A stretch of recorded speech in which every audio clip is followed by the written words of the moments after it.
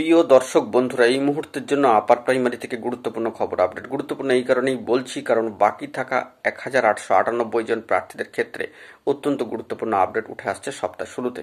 তো অবশ্যই এই ভিডিওর মধ্যে সবটা আলোচনা করছি। ভিডিওটিকে শেষ পর্যন্ত ওয়াচ করবেন, কোনোভাবে স্কিপ করবেন না। চ্যানেলটিকে অতি অবশ্যই সাবস্ক্রাইব করে নিয়ে সঙ্গে থাকবেন। চলুন কথাবার্তা না বাড়িয়ে আমরা মূল টপিকে ফোকাস করি। বন্ধুরা, বর্তমান সিচুয়েশন দাঁড়িয়ে অত্যন্ত গুরুত্বপূর্ণ এই ফেব্রুয়ারি মাস অত্যন্ত টার্নিং পয়েন্ট হতে চলেছে বাকি 1898 জন প্রার্থীদের ক্ষেত্রে, এবং ইতিমধ্যেই 1898 জন প্রার্থীদের চাকরি সুনিশ্চিতকরণের ক্ষেত্রে গুরুত্বপূর্ণ পদক্ষেপ কিন্তু গ্রহণ করা হচ্ছে। এ বিষয়ে পশ্চিমবঙ্গ আপার প্রাইমারি চাকরি প্রার্থী মঞ্চ সহ আপার প্রাইমারি নিয়োগের পক্ষে থাকা অন্যান্য সংগঠন তারাও কিন্তু প্রচেষ্টা উদ্যোগ চালিয়ে যাচ্ছেন, কমিউনিকেট করছেন কমিশনের সাথে।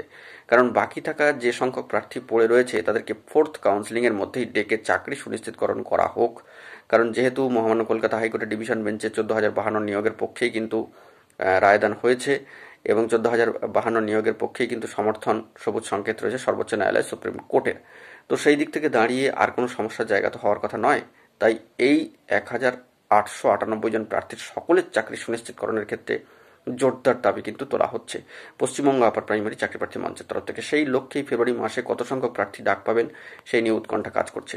তবে বাকি থাকা প্রার্থীদের চাকরি সুনিশ্চিতকরণের ক্ষেত্রে কিন্তু জোরদার বার্তা দেওয়া হচ্ছে মঞ্চের তরফ থেকে। ভালো খবর হয়তো উঠে আসবে, আর কিছুটা সময়ের অপেক্ষা। তো এই মুহূর্তে দাঁড়িয়ে 8 জন খবর উঠে আসলো, তাই অবশ্যই সকলে তৈরি হয়ে থাকুন। ফোর্থ কাউন্সিলিং এর নোটিফিকেশন শিডিউল অফিসিয়ালি চলে এলে সবটা কিন্তু স্পষ্ট হবে। তবে মঞ্চের তরফ থেকে ইনিশিয়েটিভ কিন্তু নেওয়া হচ্ছে বাকি থাকা প্রার্থীদের জন্য। তো এখন এটুকুই, সকলে ভালো থাকবেন, চ্যানেলটিকে সাবস্ক্রাইব করে সঙ্গে থাকবেন। ধন্যবাদ।